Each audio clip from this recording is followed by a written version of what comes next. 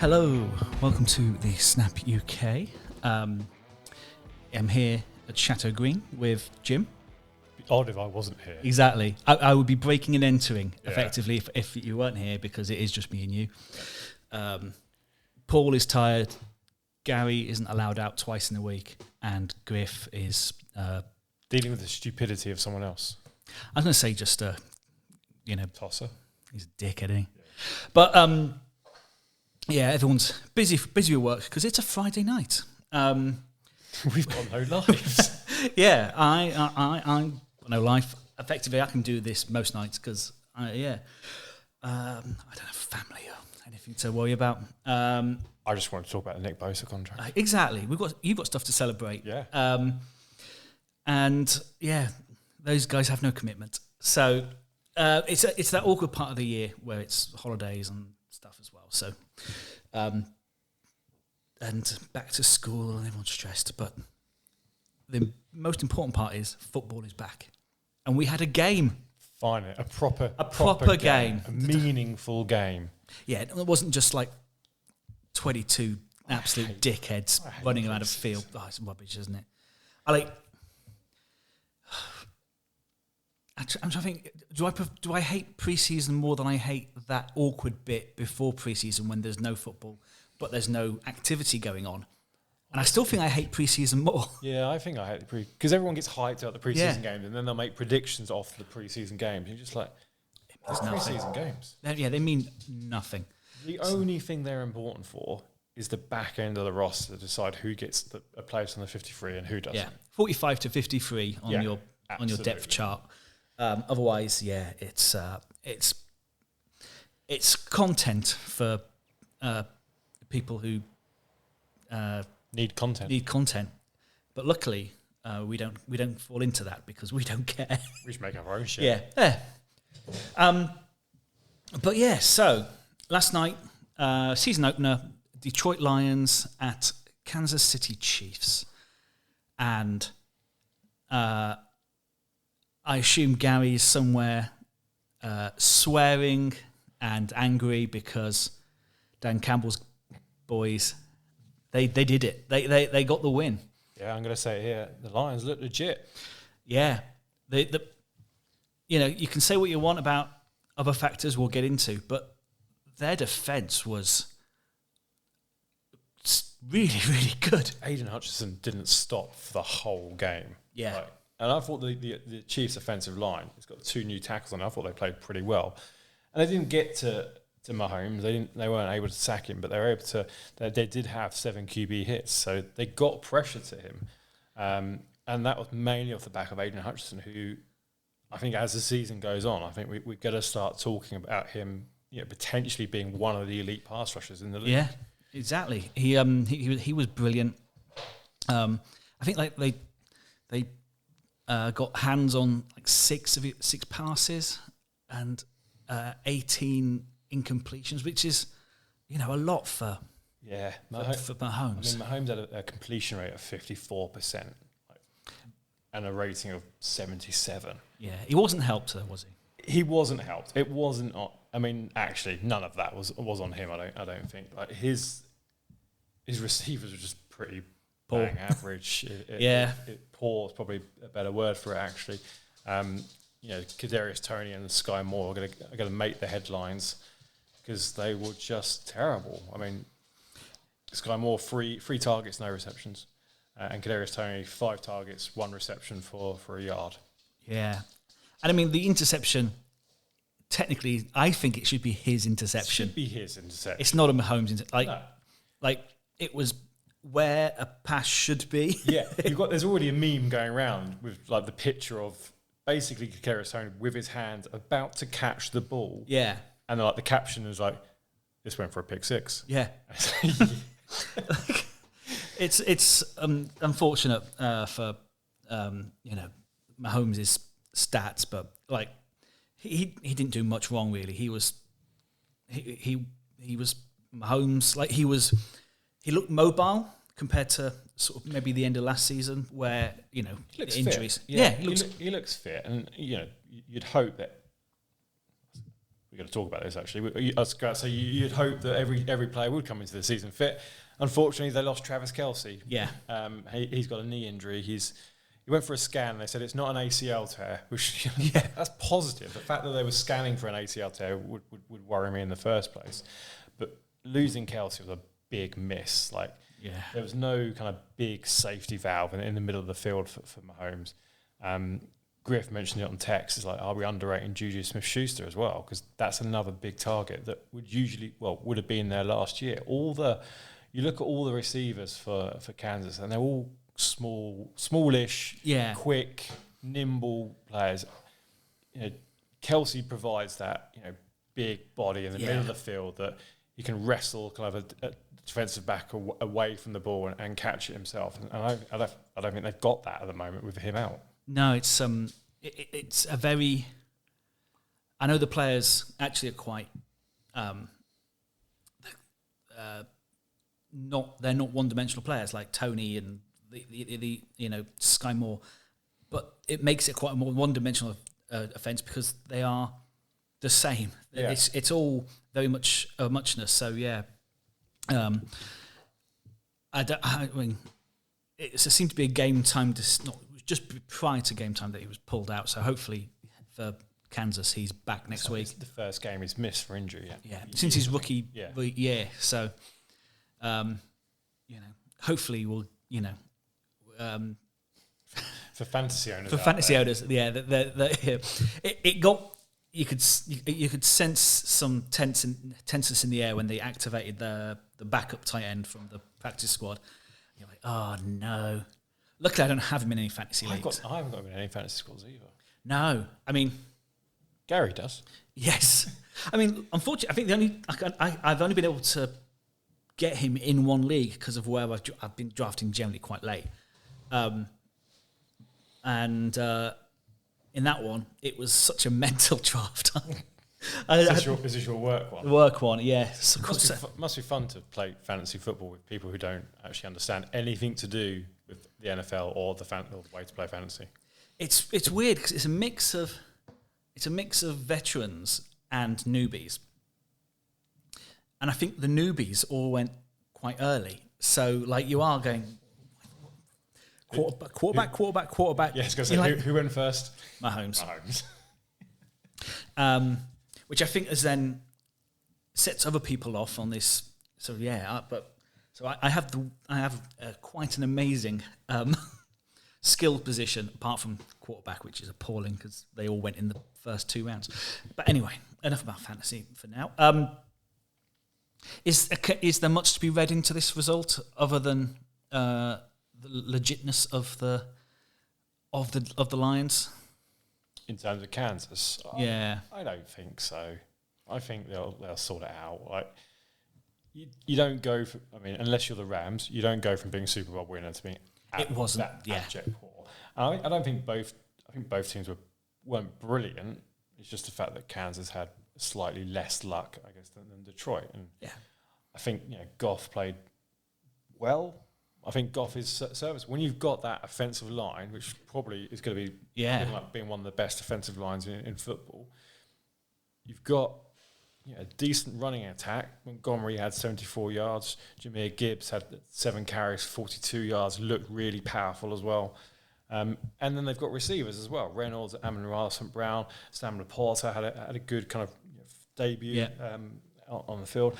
And they've got Marvin Jones as well. I think when you've got all that, and when Goff was good at the Rams, they had a good offensive line, they had weapons, and they had Todd Gurley. Yeah, it's if that ability to do either play action and be protected, he's fine. Like the people calling for the end of Goff, I think it's quite wrong, really. Yeah, we were looking at contracts earlier, so we'll come on to talk about Joe Burrow, but he's got 2 years left on his contract? This is 2 years left on his contract. So next year, you'd imagine he'd be looking for an extension, and I'd pay him. Yeah, I mean, he's not going to be on the Burrow, whatever. He's not going to reset the market. He's not going to reset the market, but if you could get him for, I think he's on 33.5 a year at the moment.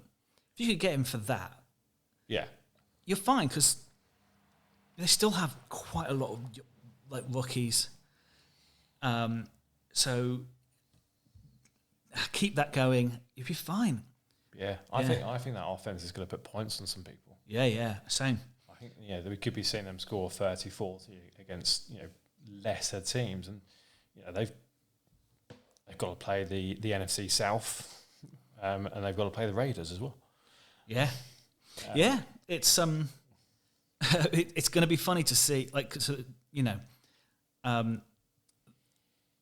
Chiefs as well have to play the NFC North teams. I don't think they'll be getting any wins from the Chiefs because they were like, you look at the defenses of the other teams or the offense. Like the Packers have a good defense, really. Yeah. The offense has so many question marks. Yeah, question marks. Vikings. I don't like. It's a new defensive coordinator, but with the same players. And the Bears are the Bears. Good win for the Lions as well. I've got to say, after the draft, I thought they drafted weird, like Gibbs, Campbell, Brian Branch, and Laporta. I was like, they're good players. They didn't seem like needs. And the Gibbs was first round, wasn't it? Yeah. And I don't think many people had a first round grade on him. And I think he is a good player. Sorry. Yeah. He was a good player in college. Looks like he's going to be a good player in the NFL. I really love Sam Laporta. His college tape is brilliant, but again, you're relying on a rookie tight end coming in when we know rookie tight ends normally aren't that great. And then Brian Branch just looks like a natural. Yeah, no. I mean, he's a sneaky shout for Defensive Player of the Year. Defensive Rookie of the Year, sorry. Yeah, I'm not going to lie. When I was making my picks, I forgot about Brian Branch. Yeah. Because if Gary was here, it's like, it's all hype. It's one game. Yeah, exactly. But he's not here. He's not here. And I still love the Lions. Yeah. But anyway, should we go on to the news then? Yeah. So, the news 49ers fans were waiting for. Bosa signs a new deal for $170 million. We're going to get lead of this because you're a 49ers. You sit literally. You sat here in a Bosa shirt. Really put my Bosa shirt on today. Yeah. So sorry, Burrow. Sometimes it's not all about quarterback. Yeah, exactly. So he ends his standoff with the 49ers, signs a $170 million deal. Is that market leading for? Yeah, he's best paid defensive player in the league. Yeah, at the moment. I mean, fair enough. Probably he is for the rest of the season. I would imagine. I'd imagine so. Yeah. Came as a bit of a surprise because there was so much chat during the week that he's not suiting up for Steelers. They haven't got the contract done. He's going to sit it out. I was like, okay, well, that's not great, but at least we're only playing the Steelers and their offense isn't amazing. And then suddenly Griff texts saying $170 million for Bosa. I'm like, my first reaction is to check it on 3 different sources to make sure that Griff isn't winding me up. But no, good deal. And I think to make room for that, they restructured Kittle and Trent Williams' contracts as well. Okay. So they moved a lot of their salary into a signing bonus. And look, this is what the 49ers do. Their cap management is quite exquisite. But they're in a massive benefit at the moment in terms of they don't have to pay a quarterback. Yeah. Now you've got a couple of years now because of, Purdy. I can't even think what, Purdy will be on like I think a total contract of $3.5 million or something. Yeah, I think it's about 3.7 million. And I can't imagine Darnold's on much. No, I think he's on kind of basically minimum as well. 4.5. Which is absolutely nothing. I think Purdy's contract is the equivalent to... Purdy's total equivalent is the equivalent of 9.4% of Pat Mahomes' contract this year. Yeah. Yeah, no, but whilst you've got that, make hay. Literally. I mean, it's basically 2 more years of not really having to pay a quarterback. So go out, reinforce the team where Brandon Ayuk will be up for a contract soon, I expect. He'll be the next one, but they'll have the money to do it. And it just puts the 49ers into a really good position. But fair play to Bosa. He absolutely deserves that. Defensive player of the year.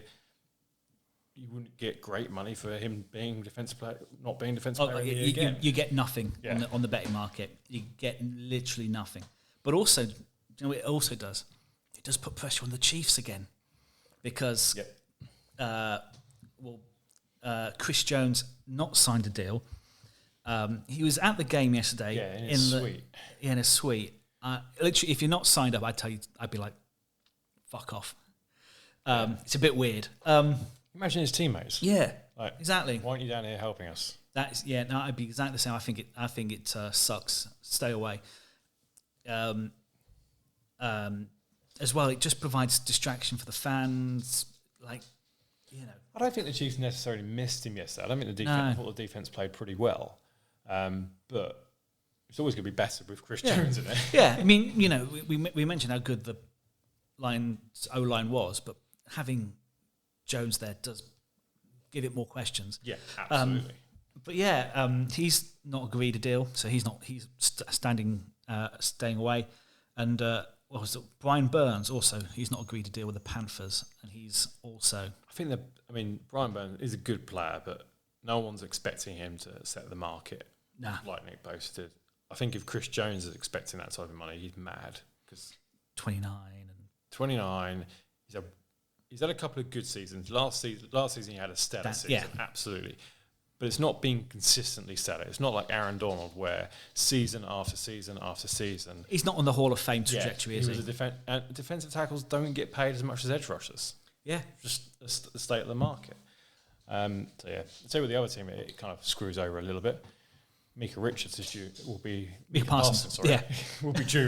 Mika Richards probably could play in the NFL. He's a big unit. He could be a good edge rusher. Yeah, Mika Parsons will be eligible for a contract at the end of this year, and he strikes me as the type of player who probably won't want to sit there for another couple of years on a rookie deal. I would not be surprised to see him holding out for a contract at the end of the year. Yeah, I mean, I know Chris Jones. He's coming to the end of his.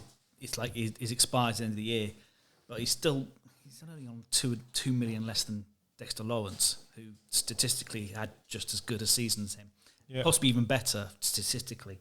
So,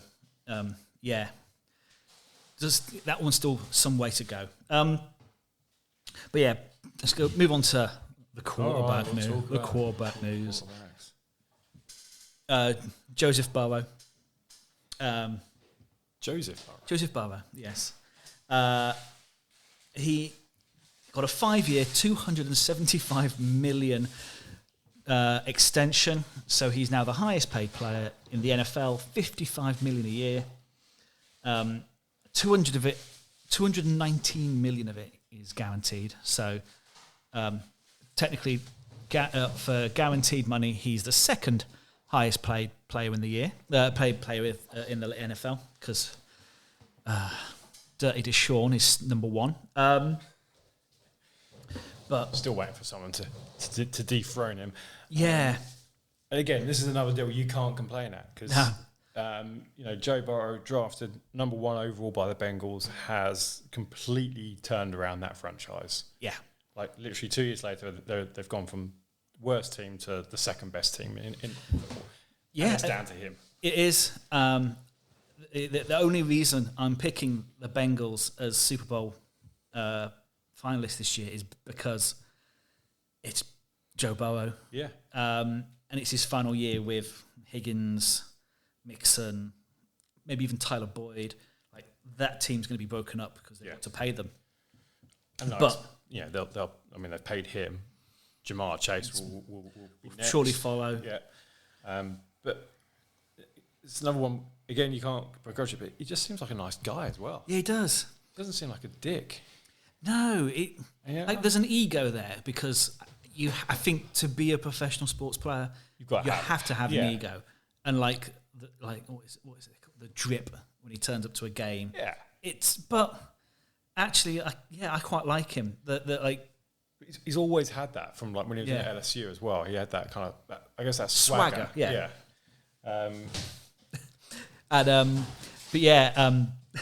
Sorry. They as well when he's running. I say running his mouth off. He's not saying when he's saying like, as long as they have me, the Super Bowl window is always open.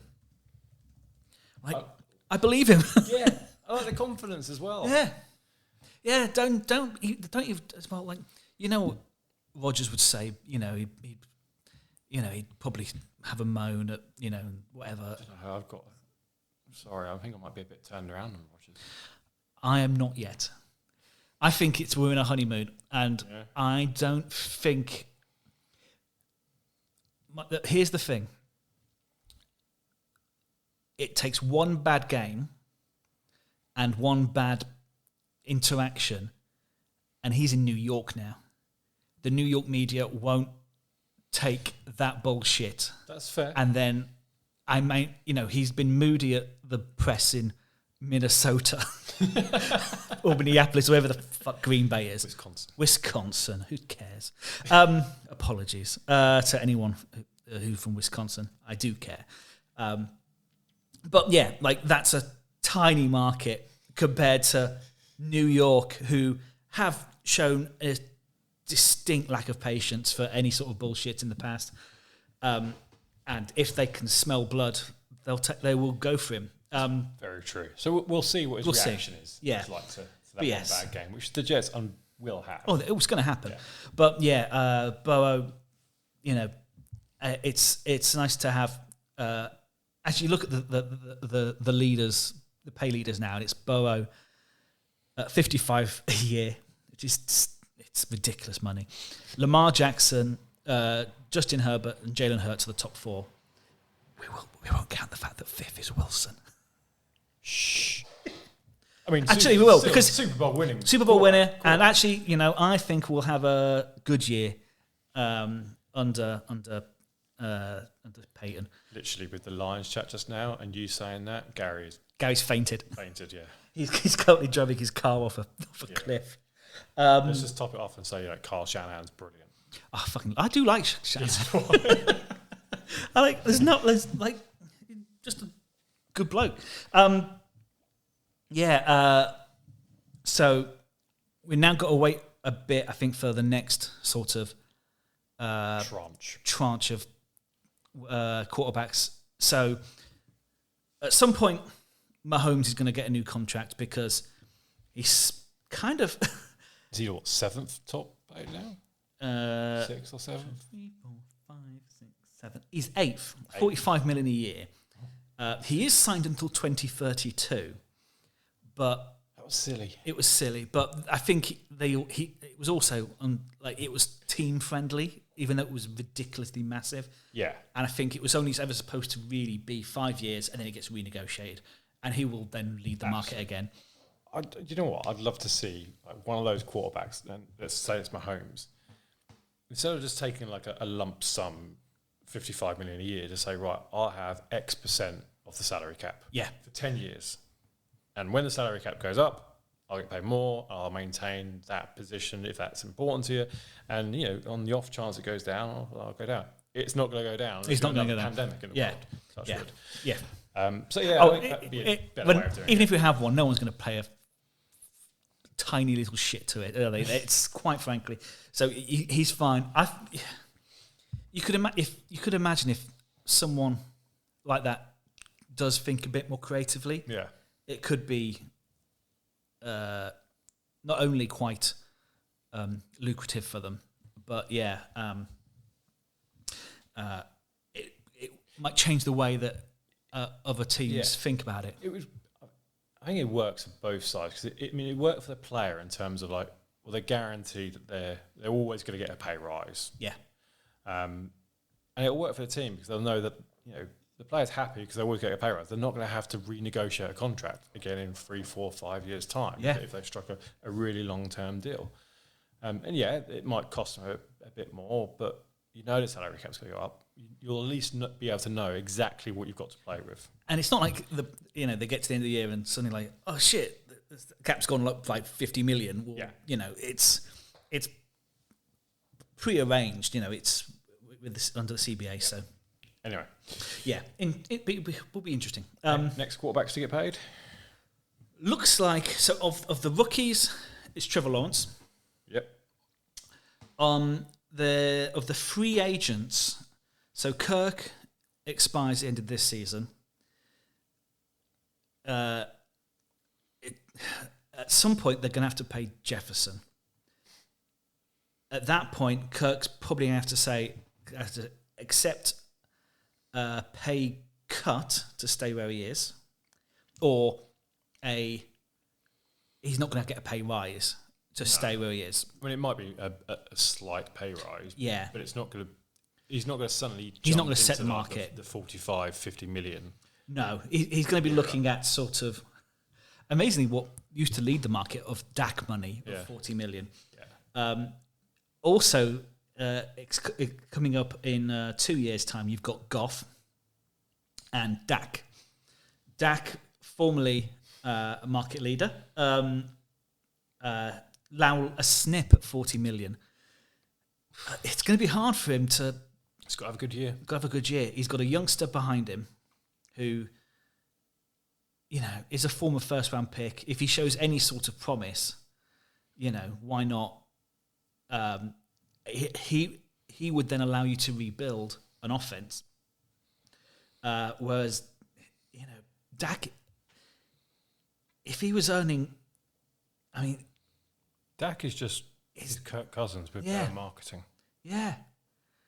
But he's no better or no He's young worse. Cousins, isn't he? Yeah. He's Dallas Cousins. Yeah.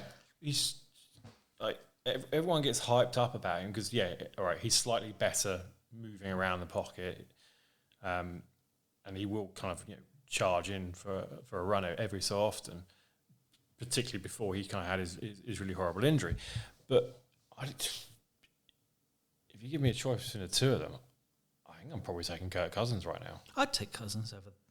I think Dak, when he's been good, he's been better than Cousins. Last year was worse than Cousins. The mean is Cousins. This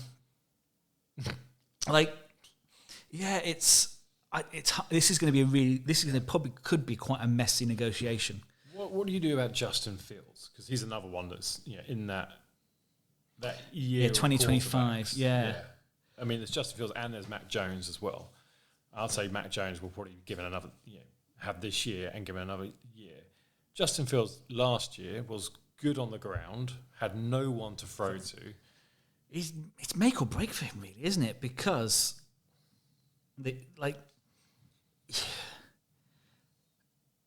there's talent there, but we've not been able to see if he can throw the ball. Because he's literally had no one to throw it to. And when he's run the ball, he's got injured. He's insanely exciting when he does. It's even more it's hard to get more exciting when running the ball than Lamar and Kyler, because for one, Kyler just looks funny doing it. But Lamar, with his spins, Fields is more exciting than that. But he does spend a lot of time injured, and if it's going to be a detractor for Jimmy and Lamar, when it comes to these things, it's going to be a detractor for Fields. I don't know what you do with it.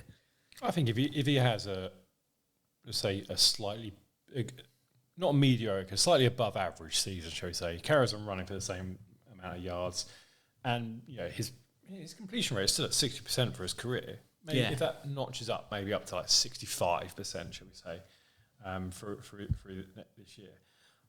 I think the Bears pay him. Again, he's not going to set the market. Not going to set the market, but pay him on a 3-year contract where you maybe can probably get him a bit cheaper. rather than almost even risk, Jones money, rather than it risk kind of going 4 or 5 years and maybe he becomes amazing, and then you're like, oh crap, we've got to pay him $60 million a year now. Yeah, but put it on him. Really, give him that 3-year, $40 million deal, whatever, and make him earn that big contract, because he hasn't done it yet, but he could. The Bears, luckily, are an organisation that get the calls right generally. Oh, no, that's not what they do. But you're confusing them with the Ravens. Yes, but yeah, it's it's gonna. It's probably gonna be messy when that one comes up, isn't it? It is, yeah. So we mentioned Chris Jones, who hasn't agreed to contract and but was in the stadium. We mentioned Chandler Jones, who has a contract, but can't get into the stadium. He can't get into the practice facility. He's been locked out. He posted it on Instagram and I think on X or Twitter. Then deleted the posts. Slagging off McDaniel, and I don't think he's returned since. I wrote this on Thursday. I was just looking at the latest news reports, and apparently, as of 2 hours ago, he's not expected to play on Sunday. I mean, Raiders head coach Josh McDaniels, he's come out and said that the Chandler Jones and the Raiders were dealing with a personal situation and a private matter. I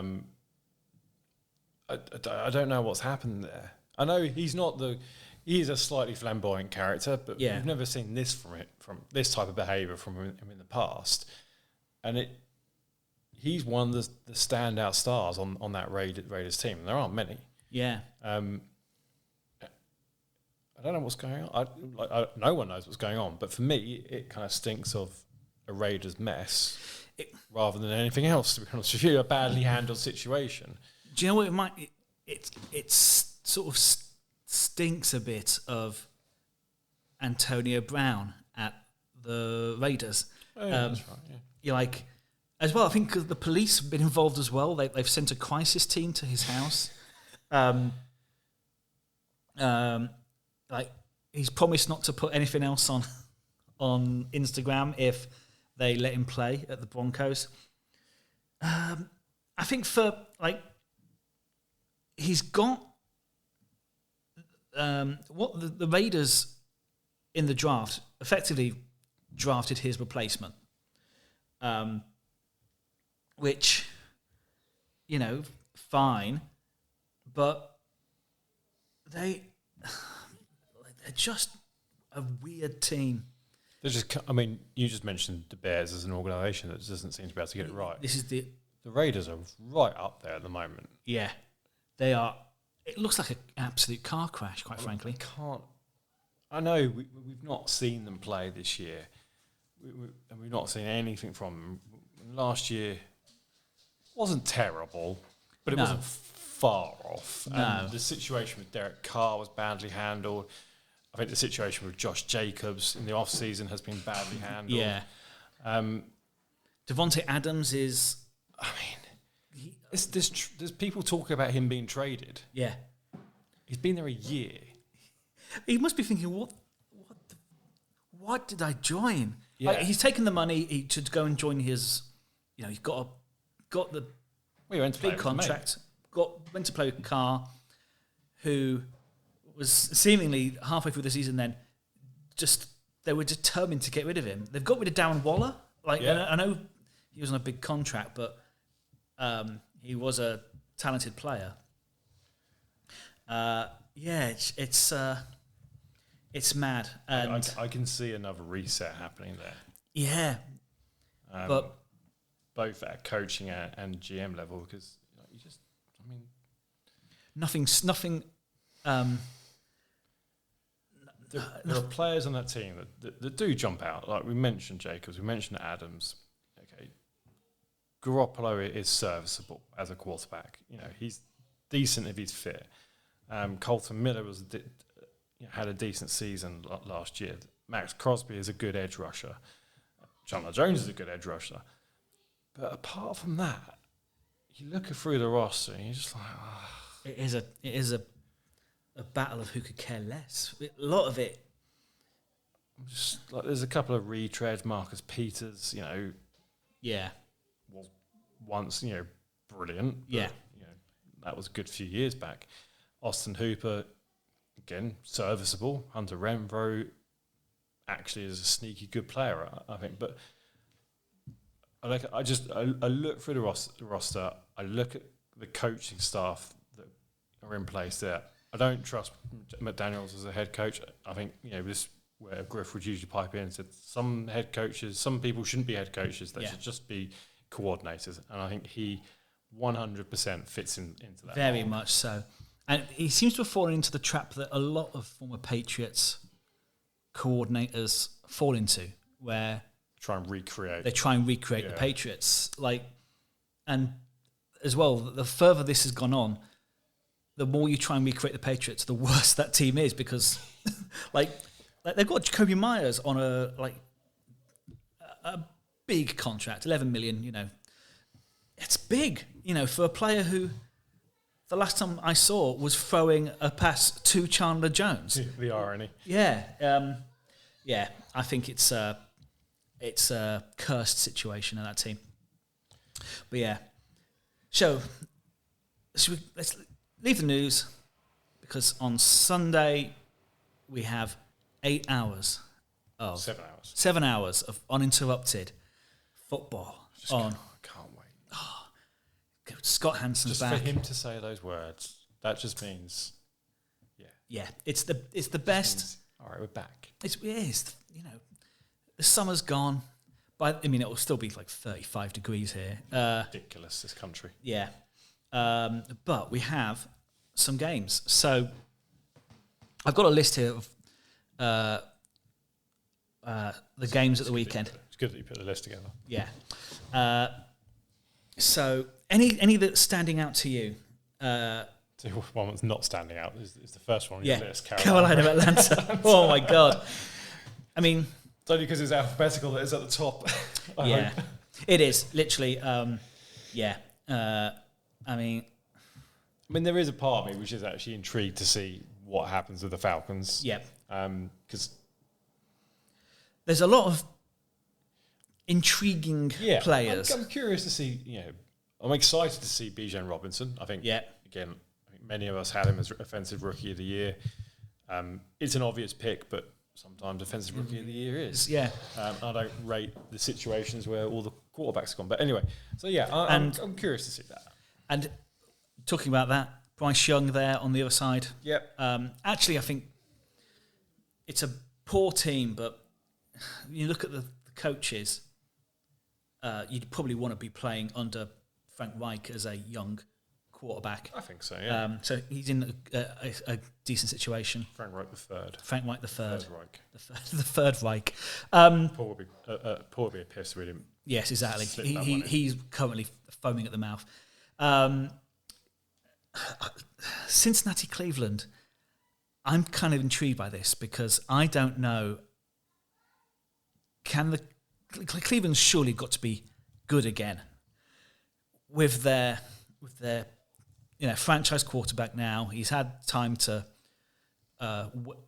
get rid of the rust that is built on the fact that he didn't play for a year and a half because of various incidents. His own fault. His own fault, yeah. I still can't like Cleveland, anything about them, but I think they might be all right. I like Myles Garrett. Yeah. I like Nick Chubb. Nick Chubb, incredibly talented player. I think the problem with Nick Chubb is he went off a cliff last year whilst playing with Deshaun Watson. That is going to be what they run with. So can they work a way to get both those players operating? Yeah, they need balance. Stefanski did go away from Nick Chubb in favour of Watson. They need to go back to the fact, or realise the fact that Nick Chubb is probably their best offensive player, and just give him the ball more than they did. But I think Cincinnati will be too strong for them. Yeah. Jacksonville, Indianapolis. Jacksonville win there. One-sided. Minnesota, Tampa Bay. I think Minnesota win that. Easy. Tennessee, New Orleans. Two teams that I have huge question marks over both of them. I sort of... Why the big question mark over New Orleans? Because I don't... Again, I look at their roster. I look at the roster and I think it's a good roster. Yeah. But I thought it was a good roster last year. I didn't, because I thought they're massively hindered by the fact that they didn't have a quarterback. Well, they had one, but he was terrible. He was terrible. They've got a good quarterback now, and even though Alvin Kamara is suspended, they've got a good running back. If Michael Thomas comes back as half the Michael Thomas we're used to seeing, they've got a good 1-2 wide receiver combo with Chris Olave. They've got a good offensive line. They've got a good defense. I struggle to see why people aren't putting them on top of the NFC South, and which is a bad NFC South. It is a bad, and I think I don't trust Dennis Allen. And I think that's it. I think there's just a lot of, I think all question marks are head coach based. But, the thing is, it's the exact opposite on the other side. Yeah, Tennessee have a pretty hopeless roster with some stars like Henry, Hopkins, Simmons on the defense. Yeah. Like there's some good players there, but I trust the head coach. It's, I think, I don't know which way I'd call that one. I think the fact that it's in New Orleans probably tips it towards the Saints for me. Yeah. Well, but the next one, 49ers at Pittsburgh. You've got Bosa. I think it's the interesting one is Purdy, obviously, because how's he going to react in season 2? But then on the other side, how's Pickett going to react in his next season? Because actually, I thought he looked quite good at the end of the year. He did. I mean, the biggest question mark for me about Pittsburgh is whether they've solved their offensive line problems. Yeah. And it's going to be severely tested against the 49ers, who have probably got, depth-wise, one of the best defensive lines in football. Certainly, top 3 alongside the Eagles and the Jets, I'd say. Do you know what? I think we've forgotten another team. We'll mention them later. But yeah, I think the defense can really play havoc with the offensive line. The offensive line, I think, has got better. Like they've added some pieces, Sumalo, etc. I think and I mean, it's just two head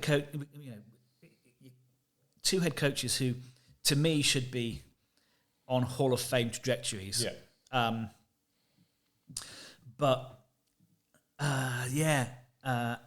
think both teams are going to have a really good year.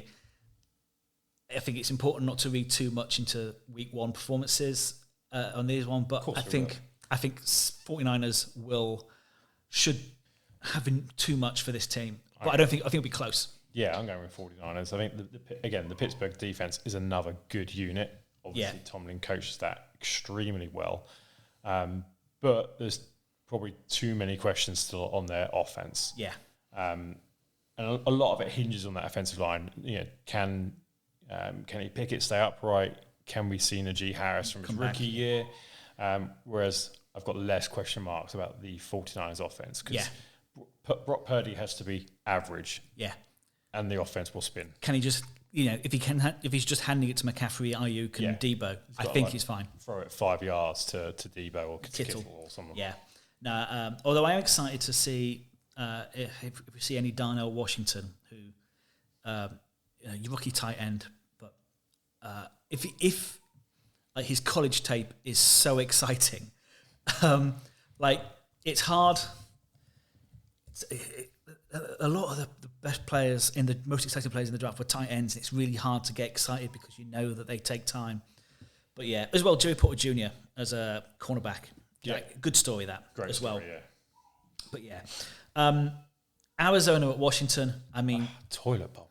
No, I think. Do you know what? Really? I think Washington might be. I think the Washington defensive line might be amongst the best in the league.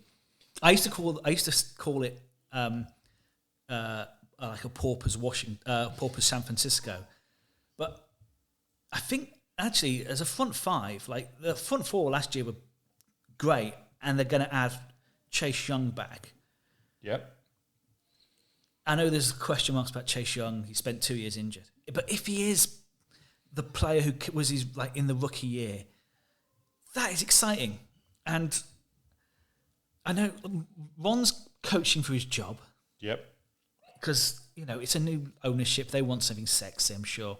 If you've spent $7 billion on a franchise, you probably think he's done. No matter what happens this season, unless an absolute miracle happens and they go to the NFC Championship game. Yeah, I think he's done. I still, even if they get to that, I think they'll put it down to decent GMing and get a new coach. But yeah, Washington for me, that might be the blowout of the weekend. Yeah, 100%. Houston, Baltimore. Actually, it's exciting to see this new coaching lineup. Houston, coming from the San Francisco coaching tree, bringing the defensive coordinator from the 49ers, just as the Jets did time before. I think D'Amico Ryans has a extended lifespan in Houston.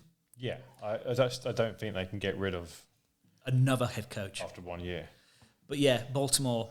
I'm excited to see what happens to the offense, because this, Todd Monken, the new offensive coordinator, he's known more for his passing game, and this is the first time that Lamar Jackson's got genuine weapons to work with. He's obviously still got Mark Andrews at tight end, but he's got Beckham. They drafted Zay Flowers in the first round. Richard Perryman comes back as well, former first round pick. Can they keep their running backs fit? Can they keep the running backs fit? And it's generally consistently a well coached team. Yeah, under John Harbaugh. So they have a defense that is lacking talent at certain positions, but it's a John Harbaugh team. That's what he does. He takes teams that are sort of lacking and still turns them into winners. So but I'm expecting a better showing from Houston this year. I do as well. But I think it'll be a tough year for them. But it's not going to be good. Yeah, I don't expect them to better. But I don't think they'll be picking first in the draft again. Because Arizona. Yeah, Green Bay at Chicago. I mean, Jordan Love. What have you got? Well, not receivers, it seems, because Watson's out, Dobbs is questionable. They have Luke Musgrave, another exciting tight end. Yeah. Another pass-catching tight end. Let's see. It feels a bit harsh for Love that, Watson, who when he played last year, he had a good connection with Watson. Like, he was getting 2 touchdowns a game at one point, and he's not there. So, Aaron Jones is there. Aaron Jones. AJ Dillon. The offensive line's good. Bakhtiari's back. He's fit. And there's just so many question marks. I mean, this probably is the hardest one to call. We don't know what we're going to get from Chicago. There's lots of new pieces there as well. It's in Chicago, which kind of gives them a little bit of an edge, I think. But we don't know with Jordan Love. I mean, we've seen 2-3 games of him. Yeah. None of them have kind of pointed to him being the next in the line of Brett Favre, Aaron Rodgers. No. Insert name of next Hall of Fame quarterback. I don't think he's there yet, but we could be surprised. I think we've talked off the air, and I did say, like, he doesn't have to be great to be as good as Rodgers was last year. Rodgers was uninterested, I think. Let's say that rather than too far gone. But it's I find this one too tough to call. I think I'll go Green Bay just because. Just to spite the Bears. Well, it's just because it's the Bears. There's a nice balance between the amount of 6 o'clock games and the amount of games, isn't there? Yes. just noticed that. It's lovely, quite frankly. Yeah. More of that, please, NFL. Yes. And actually, as well, I think they've got the primetime games good. Got them right. Yes. We'll get onto them in a minute. But Vegas at Denver. I think Denver. Yeah. Let's spite spike Gary and say that Russell Wilson throws 1,000 yards. Yeah, 1,000 yards. 1,000 yards, 3 touchdowns. But yeah, like I think is as well. They have Javonte Williams back.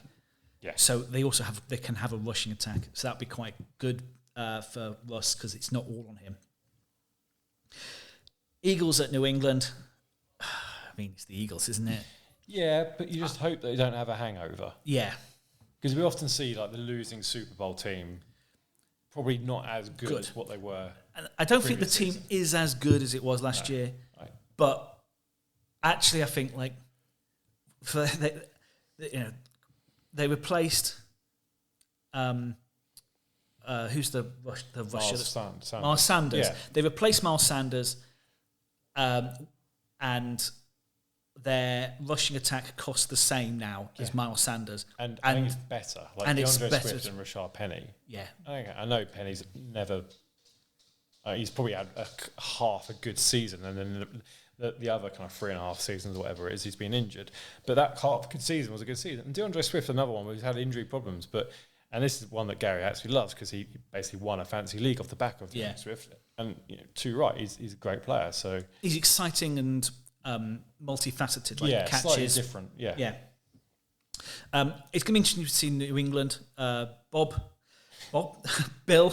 O'Brien. Bill O'Brien is in to help Mac Jones. It's all on Mac Jones. They've they've waived the backups, put them back on the practice squad. Juju is in. There's question marks about his knee, but Zeke as well. I quite like Ramondre Stevenson. I think he's been a good player. I think you're going to see what we saw with the Vikings last year, where all the yards are going to come through Ramondre Stevenson in that Dalvin Cook role, and Zeke's just going to pile drive over the line, and then Jamal Williams role. Yeah, but fine. But that's what New England have always done really well. Garrett Blunt was brilliant at that as well back in the day. And Zeke isn't going to complain. It's like, right, just give me the ball. I'll charge through a few plays and score a touchdown. If we've got rookie Mac Jones, that's going to be fine. I think this is as good a chance as he's probably going to get. He's got his old college offensive coordinator there, and Bill O'Brien is a good coach. Yeah. Like he's a terrible GM. He's an appalling GM. Horrible GM, but he's a good coach. Yeah. And Bill's not distracted by women troubles anymore. No, it's all over. Broken up with his long-term girlfriend, so he can just focus on football. Exactly. Yeah. But I still think Philadelphia win this. Yeah. Dolphins at Los Angeles. That's Chargers, by the way. Is that the Chargers? Thank you. Thank you. I noticed in your list, it was like Miami at Los Angeles and then Los Angeles at Seattle. I'm going to check that. Yeah, so I literally copied this from I think ESPN. So ESPN, sort yourself out. That's two teams I can't call. I think if Tua's in, I think Miami. Because I can't trust the Chargers. Yeah. I've been burned too many times. The phrase, they'll charger it up, is in existence because they're going to charger it up. I still don't think they've solved the run defense issue. And if that's the case, the last person you want to come head-to-head to is Kyle Shanahan's running back guru. Yeah. And, still got Waddle and Tyreek Hill. Yeah. And they can be a weapon in the run game as well. So, I'd probably on Miami. We're going to go through kind of dark horses. I just feel like Chargers are the dark horse. They are. Because everyone's doubting them. And, Brandon Staley is literally fighting for his job. He was lucky not to get sacked at the end of last year. And they do have all the pieces. Yep. So there's no reason why they shouldn't be competing for the AFC West. No, but the reason is the Chargers. Charger up. Yeah, the Charger up. Yeah. So Rams at Seattle. I think Seattle don't think that's a question. Quite a bit. This could be shellacking. Yeah, the NFC West is a division of two halves. There's the 49ers and the Seahawks, and then there's the Rams and the Cardinals. Yeah. And look, I think the Rams will be better than the Cardinals. I think their coaching is better, and maybe they get more out of their younger players. And what's his face? Is it Gannon? Yeah. Yeah, can't take that guy seriously. No, have you seen his motivational speech about getting the bus? Oh God, no. Check it out. I'm gonna look that up. Yeah, it's appalling. It's terrible. Yeah, I can only imagine from everything that happened when he first rocked up there with the Rondale Moore, and then the running to see Kyler Murray in the gym. Oh, yeah. Seattle, on the other hand, all right, I don't rate Geno Smith. I don't. I like. Okay, he had a good half season last year. He regressed to the mean quite quickly. But what I do rate is their defense. Yeah, I think really good young defense. I think that's going to help them win games. And I like Kenneth Walker. Yep. It's going to be interesting to see how they fit Smith and Jigba into that offense because people keep telling me whilst we were doing our fantasy draft that Tyler Lockett's cooked. I'm like, that might be me. I'm like, are you fucking sure? Because last time I checked, he was still absolutely brilliant. Like, he doesn't drop catches. I mean, yeah, he's no Kadarious Toney. No, like, I don't think he's cooked. He's approaching the downswing. Yeah, that's probably where if you asked to list wide receivers who are cooked, I could probably name you quite a few more than before we get to Lockett. I think what Smith and Jigba does is allow a bit more variety in the passing game. So I think DK Metcalf can do basically one route. Yeah.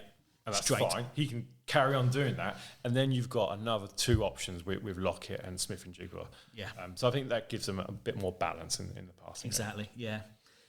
So that takes us into the Sunday night game, which is Dallas at the Giants. See, you said this was a good primetime game. I'm not convinced. I mean, it's only there because of the ratings.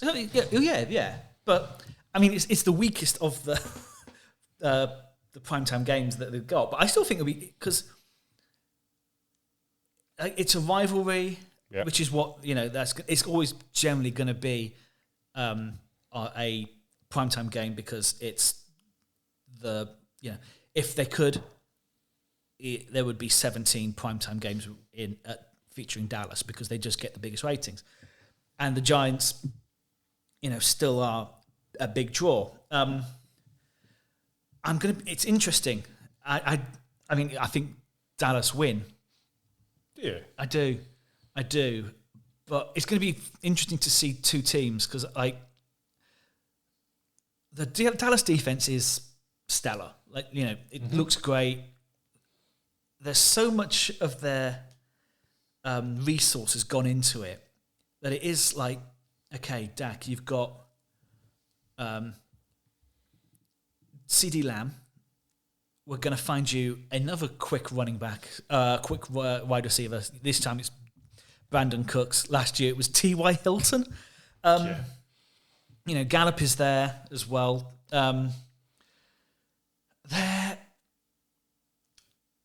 But the Giants' defense, I think, was good last year. I think it possibly has got better in terms of personnel. I think there's strength right in the middle of the Giants' defense. But I also think that the Cowboys' offensive line is good, but for me, there's now it's getting older. Yeah, and there are more questions. It needs refreshing, doesn't it? It does. Dak was better, Nayon great when he had Jason Witten and Dalton Schultz tight end. He's got Jake Ferguson and Peyton Hendershot. Yeah,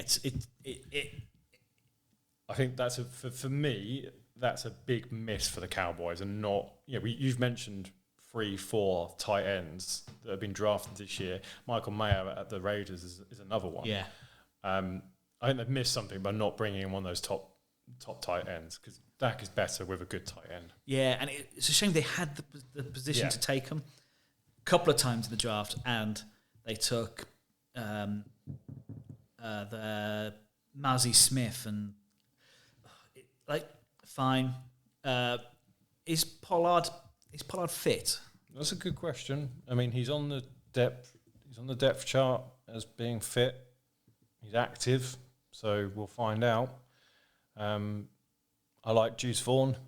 I think he looked pretty good in pre-season, but we mentioned pre-season, but that's a big question mark, isn't it? Because Tony Pollard's not had that leading role. He's always had it's easier to have that leading role when you know that like you're running back 1.5 because you've got Zeke who is a bigger name, but is there to give you reps away. You don't have to be that 3-4 down back. Whereas Deuce Vaughn looks a lot of fun. Yep. But he is also like 5 foot tall. Yeah. He's 5'5", but he looks like a child. It looks like someone from a JV league has broken in and started playing. And yeah, we'll see. But yeah, I think Cowboys win, but it won't be a massive victory. It should be. I think it should be close. Yeah. And that leads us to Monday night, Buffalo at the Jets. So 2 big nights at MetLife, or as Jet Life. He calls it Jet Life. How's it taken that long? Yeah, I know. Maybe it's just the fact that the Jets have been phoning for ages. They're like, we're not going to go near that. Yeah. So this has given them the chance to finally show a bit of fucking confidence. But, I mean... that's it. It's now the Rodgers Jets. Yep. As that's what they're going to be called all season. That's what they are. It is against the Bills. Bills. There's still a lot of people fancying the Bills, but also a lot of people saying they've missed their chance. I think that's a little early. There's been absolutely no hype about them whatsoever this off season, and I think for them that's probably good. Yeah, because everyone's talking about the Chiefs because they won the Super Bowl. Everyone's talking about the Jets. Lots of talk about Miami, given everything that's going on there. This is just the AFC. Lots of other coaching moves. Broncos are getting hyped. Raiders are doing Raiders things. Yeah. Chargers are charging it, but I think the Bills are kind of okay. They've had a bit of an issue with Stefan Diggs. That seems to have gone away by them giving him a captain badge. Cool. Yeah. But they've been quietly just going about their business. Yeah. When it comes to it seemed ridiculous to say that the Bills are a dark horse, but they sort of are. But they are. Yeah, the Super Bowl hype is gone. Like last year, it was like is it Allen or Mahomes? I mean, there's nothing this year. No, for not. I don't really see for a good reason. Like they've still got the same offense, and they've added Dalton Kincaid, another good tight end. Yeah, exciting. Me and you battled over in numerous fantasy drafts. Yeah. They've still got a good defense. They've added Leonard Floyd. Yes, they've got Von Miller to come back off injured reserve, and when that'll add another emphasis. And they've kept most of their players. They're welcome back to Mar Hamlin, which is a nice news story for them. You could look at it. You look at their secondary is really good. Yeah. To the point where Damar Hamlin is probably their 3rd or 4th best safety. Yeah. I mean Taylor. I don't understand why the Rams let Taylor Rapp go. No, well, I think it's just because they're just getting rid of anyone with any experience. But he's there backing up Jordan Parr and Micah Hyde, probably the best tandem safety in the league. Yeah. No, I guess the biggest question mark is still the running game. Yeah. They've added Damian Harris and Latavius Murray, and for me, they're all right. They're fine. I like Damian Harris. He's exciting. He's a catching back as well. Latavius Murray is just a big body. And maybe that helps the running game because they've got variation now. Yeah, James Cook's the lead back, and the other two come in for different types of plays, and that might take more off Josh Allen. I think there's still, Gabe Davis last year was one of my favourites, and he did nothing. Yeah, I think is the big difference going to be unlike last year? They started off all right, and then I think it was the Vikings game in November. Josh Allen landed on his shoulder and was just never the same since. And you can't drop Josh Allen or give him weeks to recover because the division's so competitive, and he's such a difference maker that actually even him on effectively one and a half arms is still better than Carl Allen or whoever was the backup there. But him being fit again this year, like he's had the off-season to recover, like the shoulders better. That I think people forget that actually, he was playing really hindered last year because his shoulder was buggered, quite frankly. He didn't look comfortable, and like when Josh Allen is fit and good, he's what does Roma call him? An alien. But he is. He's There's the reason what we're going is he as good as Mahomes. It wasn't just hype. He was really, really good. He just had a slightly injured year. I'm sort of hoping they win because I sort of. Where is it? It's at Jet Life. Sorry. I think for that, I'd say the Jets might shade it, but there's like every team in week one has question marks about the Jets. Is this Aaron Rodgers thing gonna work? Yeah. I said earlier that he's kind of turned me around a little bit. I've been all right. I get it. And maybe it's just play for the cameras. Could be. But it seems like he's actually coaching some of the younger wide receivers. He seems to have created a bond, which is something he never did in Green Bay. And to his detriment, actually. Yeah. Maybe it's a wake-up call, or maybe it's just like he needed a change. Yeah. And he was just sick of playing in Green Bay because they did nothing around him. Whereas, obviously the Jets have gone, they signed half the Green Bay team before they actually managed to get him. I think on the defensive side of things, I love Robert Saleh. I loved Robert Saleh when he was the defensive coordinator of the 49ers. Watching Hard Knocks, that first speech that he made in the very first episode, I was ready to get up and run for a wall. Yeah. So I can only imagine how they must feel.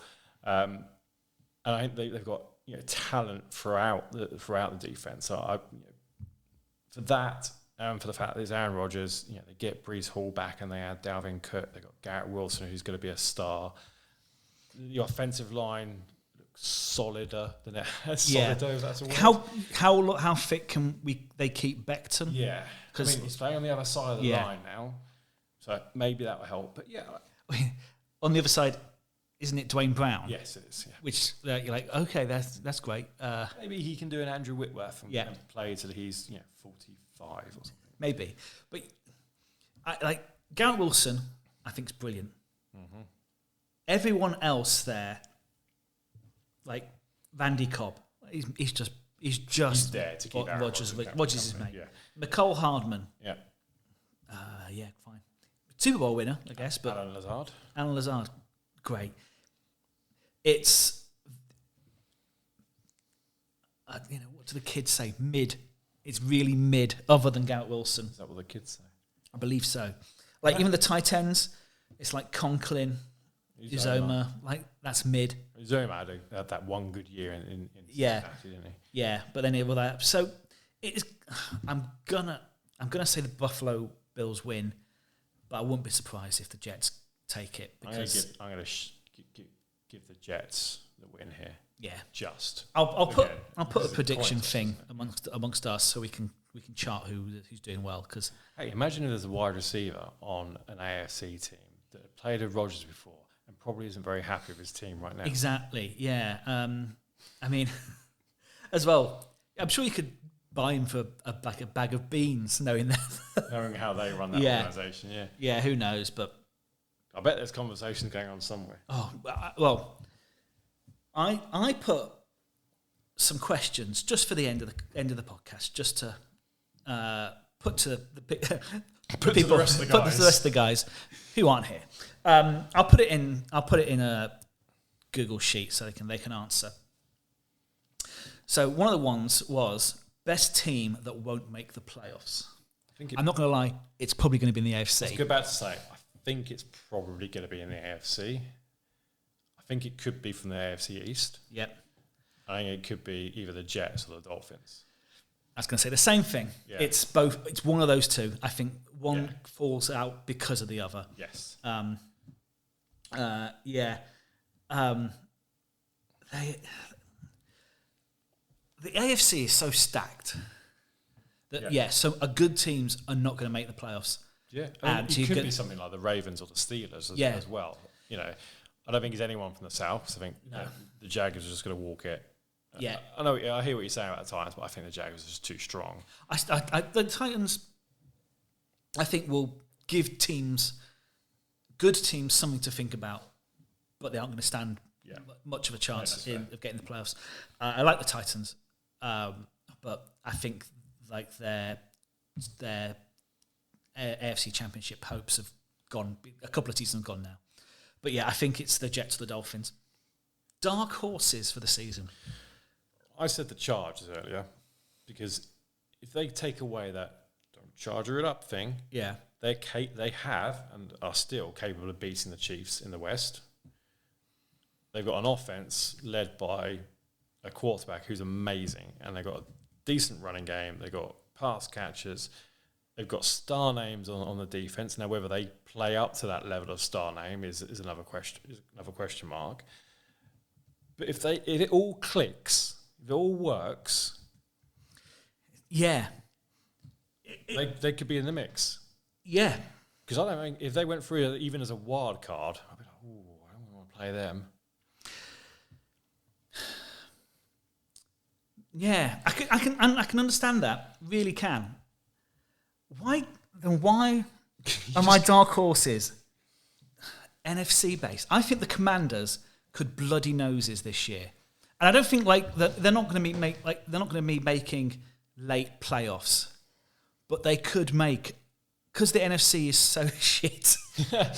They could make a playoff run like the Giants did last year, and basically replace be in the Giants' place. No, I see that. I think for them to do that, they've got to play ugly football. Yeah, because and I think they can do it. Yeah, I think with Ron Rivera, they probably can. I think you look at the running backs, Gibson and Brian Robinson. They're both big guys capable of running through the trenches. If they're on form, and Sam Howell isn't terrible and doesn't turn the ball over, I think you're right. That defense could seriously mess some teams up, and they could win a load of games 14-10. Yeah. Like, as well, they've added Bieniemy in. Let's see how that works. Yeah.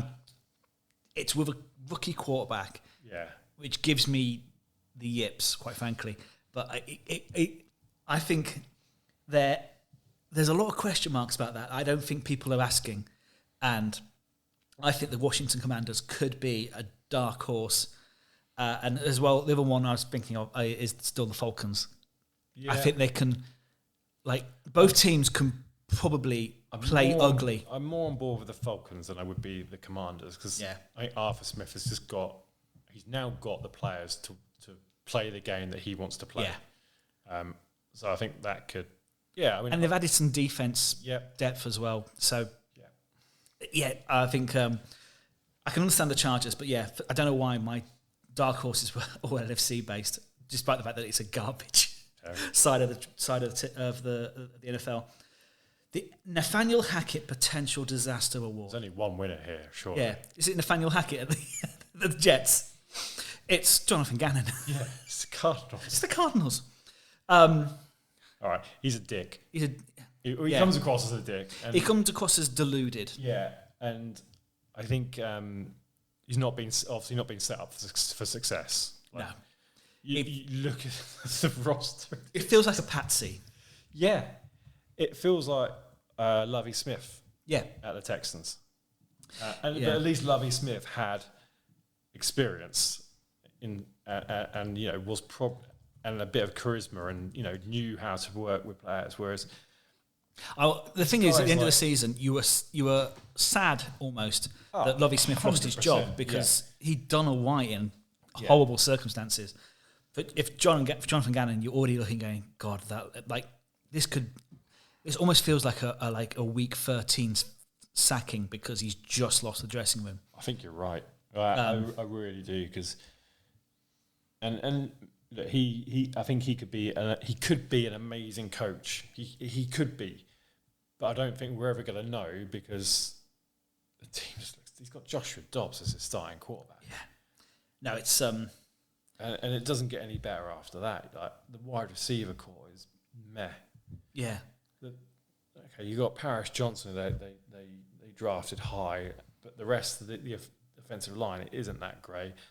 On defense, well, they're just Buda Baker aside, it's nothing, absolutely nothing. Kyler Murray will return at some point. I think for me, I can't remember who I was saying this to. For me, if he comes back and they're 0-8, which I don't think is out of the realms of possibility, I think they wrap up and Cotton Moore and leave him. Yeah. I think they trade him. Yeah, and then they trade him. Yeah. Because they don't want to risk him getting in, like the Raiders basically did with Derek Carr. They don't want to risk him getting injured because then they can't trade him. Yeah. And if they're 0-8, looking at 0-17, and number one pick in the draft, Caleb Williams, thank you very much. Yeah. Although his dad did say, if the situation isn't right, he might stay in college for another year. He should Elway it. Yeah, literally. I mean, it's never going to be right because you'll go into the worst team in football. But anyway, if that's the case and they're like, right, sorry, Kyler, we're done here. We're going to try and trade you. Then, there's no point in him coming back onto the field. Yeah, I'm with you there. But just something about the Jets just stinks of potential, not disaster, but disappointment. And I think, I like basically, if they're not playing football in January, it won't surprise me. Bold prediction for the season. So a prediction that something might happen that let's get them in early. I'm going to mention the Rams. I don't think Aaron Donald is going to want to watch 10 other players around him being rookies and undrafted free agents, and want to carry on. I think they'll probably want to dump him off their cap. I still don't think he's ready to retire. I think he's got a couple more years in him. If he can find a right situation, go somewhere who are competing, I think he's traded before the deadline. You can see the argument you make. You can absolutely see that happening because I don't think he is done yet. No. Maybe he says he is, but maybe that was all just. Is it bluster for a contract? To get a contract at the end of last year. I think that makes sense. My bold prediction, and actually kind of related to one of your dark horses, I think Bijan Robinson is going to be the rushing leader of the year. Yeah. I'm not sure a rookie's ever done it before. Wouldn't be surprised if they have, but I think he's set up to carry the rock a lot. Yeah. Just something. Did you see Cordell Patterson? He's down as Joker. They've literally invented a new position on depth chart and have labelled him as Joker. Yeah, I love it. I mean, why not gadget player? Because I wouldn't surprise if Cordell has something to do with it because he's shown he's got a bit of a sense of humour in the past. I'd love to see it because I think this team I think is going to operate in the trenches, isn't it? And Bijan looks fun. I mean, as well, he survived almost having his neck broken in college. To be seen that incident of him, like the guy's fun. Okay. I'll put it to the rest of the guys as well, so in case we'll do a little article on the website, which is now back up and running. I'm trying to think of some others. If Griff was here, he'd probably agree with this one. I think it could be Bills last year. I don't even think that's a bold prediction. No. That's the sad thing about it. No. I think I was chatting to a few other people, and actually another Patriots fan, amazing I know too. Poor you. I know. And I said, if Bill with the Patriots anything less than 6 and 11, which, given their schedule, could be possible. Yeah, I think Bill's gone. Yeah, I don't think it's a case of he wants to leave. I think Kraft just gets fed up and go, I can't see what you're doing here. Because previously, when he was drafting, making surprises in the draft or bringing in, free agents or trades where, most of us would question them, and then actually, you know what? Oh, bloody hell, Randy Moss is good again. Yeah, he was winning games, and he was in the playoffs, and he's going to Super Bowls, and he's winning Super Bowls. Now it's just like, what's the plan? What's the plan here? Because you got Mac Jones, and I don't see anything else happening. No. Do we to add to it slightly? I think it may be the last year for Stefanski in Cleveland. Yes, I agree. Can we see Bill going home? Oh, no. And the only reason I say that is because of the ownership in Cleveland. I think if Bill would go anywhere, it would be somewhere where he trusts ownership. Yeah. Oh, God, it's us. I think it's the Giants. Yeah. To be honest, I don't think that's going to be open. No, I don't think it will be either. If there is a solid opening somewhere, I think maybe he goes somewhere else. Cowboys. Yeah. God, that's going to be open, isn't it? Because I think it could be. I think it could be. Yeah. Anyway, we'll be back in our usual time slot next week. Ish. Well, it'll be our time slot going forward. We are going to be slightly later in the week going forward, but we're going to slightly more conversational rather than going through every fucking game. It's just got a bit boring. And probably, it has. If it's boring for us, it must have been boring for you. Exactly. So we're going to just change it around slightly this coming season. But yeah, we'll leave you there. Enjoy the games this weekend. I hope your fantasy lineups are set. Are you happy with your lineups? I put Sky Moore in yesterday for one of my teams. Yeah, I'm not happy with mine. I said to you earlier, one of my teams is just based on hype, and I only realised that afterwards. Gave myself a slap on the wrist. I normally like to put in some rookies. I do as well. Because I think that's actually how you win. I think you need to take a chance on, anyone can pick players who were sort of middling last year. It's the rookies that come in later that give you value. That's true. But also in our auction league, it's why I went big on Bijan Robinson. Yeah. The auction league one is so. If you've not done one, it's fascinating. Please do one because they are brilliant, but they're so hard. And I was like, so I went big early. I got Justin Jefferson, and then you are throughout the rest of the time going, I spent basically 40% of my budget on one bloke. I ended up, with a... You can more or less sit there for like almost 20 minutes not daring to bid on anyone because, like you say, you brought in Justin Jefferson. I paid quite a lot for Bijan Robinson. Yeah. And you're like, all right, no, that one's... And also then all the top players are also going, auction. And you're like, do I spend 50% of my budget on two players? Yeah. Yeah. It's really nerve-wracking. I've gone big on Jefferson and Brown, which means my running backs aren't great.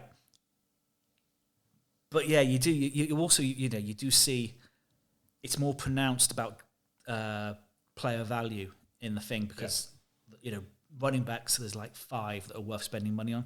The rest, it's like, do I spend more than $20 on Alex Mattison? The other thing I like is trying to figure out if someone's trying to bump up the price or not. Yeah. And I've tried to do that occasionally and got caught and gone, fuck it, I didn't want him. I tried to do that this year with Joku because I was like, I'm gonna take, and then ended up paying. It wasn't much, but you are like, shit, I don't really want him. I was going to go for some rookies. When you've only got like $30 left and you've got maybe 6 or 7 roster spots to fill, and you pay $10 for on Joker, you're like, fuck. But it wasn't. The nice bit is I had one position to fill, which was my other tight end slot, and I was bidding war with you for Kincaid, and I just knew I could blow him out the water and bid $8. But yeah, it is fun. I'm not particularly happy with a couple of my lineups, but this is what happens. I'm generally quite good at changing that through the season. And week 1 is a crapshoot. That was a crapshoot, yeah. It's the only one I lost last year in the regular season. Because did you win that league? I did, yes, because I'm fucking excellent at that league.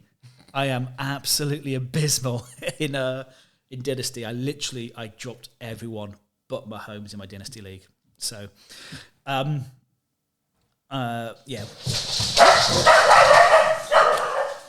And on that note, it's fine. BJ Roberts will be good in my Dynasty league. That's fine. Anyway, we'll leave you there. But yeah, enjoy the weekend, and we'll see you next week.